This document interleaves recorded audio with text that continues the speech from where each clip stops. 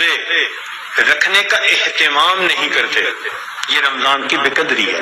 اور کئی مرتبہ سحری کھا کے سو جاتے ہیں کہ میں تھوڑی دیر ذرا آرام کر لوں، اٹھ کے فجر پڑھوں گا، اور شیطان کو نماز قضا کروانے کا موقع مل جاتا ہے۔ یہ رمضان مبارک کی بے قدری ہے۔ اسی طرح افطاری کے انتظار میں باجماعت نماز چھوڑ بیٹھتے ہیں، یہ بھی رمضان مبارک کی بے قدری ہوئی۔ بعض لوگ رمضان المبارک میں خبروں کے نام پر ٹی وی دیکھتے ہیں، غیر محرم عورتوں پر نظر پڑتی ہے، بازار سے گزرتے ہوئے اپنی نگاہ کا احتیاط نہیں کرتے، یہ بھی رمضان مبارک کی بے قدری ہوئی۔ اخبار بینی کے شوق میں تصاویر بھی دیکھتے ہیں، یا بعض لوگوں کو دیکھا کہ بھوک سے بچنے کے لیے یا پیاس کے احساس سے بچنے کے لیے ڈائجسٹ پڑھنا شروع کر دیتا، ناول افسانے کہ وقت گزر جائے۔ تو وقت گزاری کے لیے ڈائجسٹ جیسی کتابیں اور اس طرح کی کتابوں کا پڑھنا یہ بھی رمضان مبارک کی بے قدری۔ اس سے تو بہتر تھا کہ آپ قرآن مجید کی تلاوت کر لیتے۔ اور بعض مرتبہ عورتیں گھر کے کام کاج میں لگی ہوتی ہیں تو وہ وقت گزاری کے لیے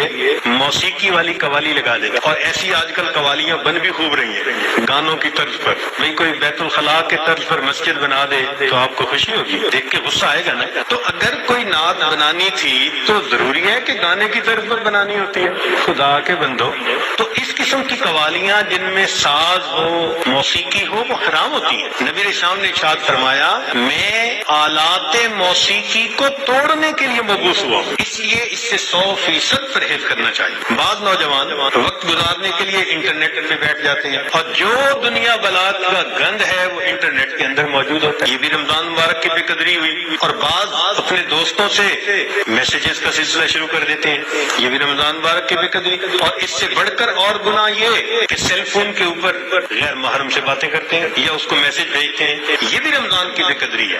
اور یہ بھی رمضان کی بے قدری ہے کہ انسان غیر محرم کو کہے کہ میں اب رمضان میں میسج نہیں بھیجوں گا، اس کے بعد بھیجوں گا، تو اس کا مطلب یہ ہوا کہ اس نے اللہ کے حکم کی تعظیم نہیں کی۔ تو رمضان میں ان گناہوں کو کاملاً چھوڑنا ہے، یہ نہیں کہ صرف رمضان کے لیے چھوڑنا۔ بعض لوگ حالات حاضرہ کے نام پر ایک دوسرے بندے کی غیبتیں شروع کر دیتے ہیں۔ بعض لوگ رمضان میں یہ کہنے میں بڑا خوش محسوس کرتے ہیں آج روزہ بڑا لگ رہا ہے۔ بھائی صبر کیجئے، صبر کا مہینہ ہے، اور روزہ لگا بھی تو کتنے گھنٹے کی بات ہے، چند گھنٹے کی بات ہے، مگر وہ اس کو ایک ٹاپک بنا لیتے ہیں۔ ہر آنے والے کو بس میں اٹھ نہ سکا، تھوڑا وقت تھا، پانی نہ پی سکا، کھانا نہ کھا سکا، ایسے لگتا ہے جیسے روزے کا ماتم کر رہے ہوں بیٹھے ہوئے، یہ بھی رمضان کی بے قدری۔ رمضان مبارک میں جو آدمی اللہ رب العزت کے قرب کے لیے کوششیں کرے گا، یقیناً اللہ رب العزت اس کے گناہوں کو معاف فرمائیں گے اور اسے اپنا قرب عطا فرمائیں گے۔ اب ایک دو باتیں مزید سن لیجئے تاکہ بات کو مکمل کریں کہ اگر کوئی نیک بندہ آپ کو بتائے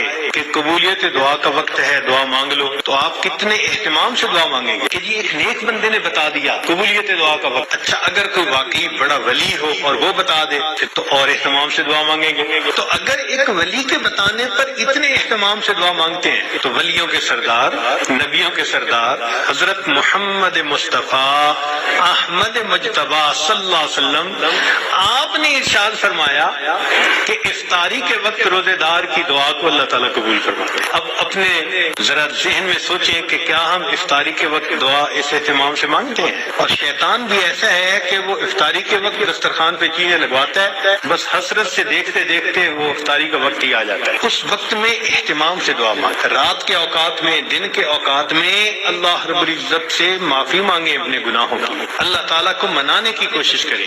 یہ بخشش کا مہینہ ہے، رحمتوں کی انتہا ہے۔ جو بندہ تھوڑی سی بھی کوشش کرے گا یقیناً وہ رمضان کی رحمتوں کی وجہ سے بخش دیا جائے گا۔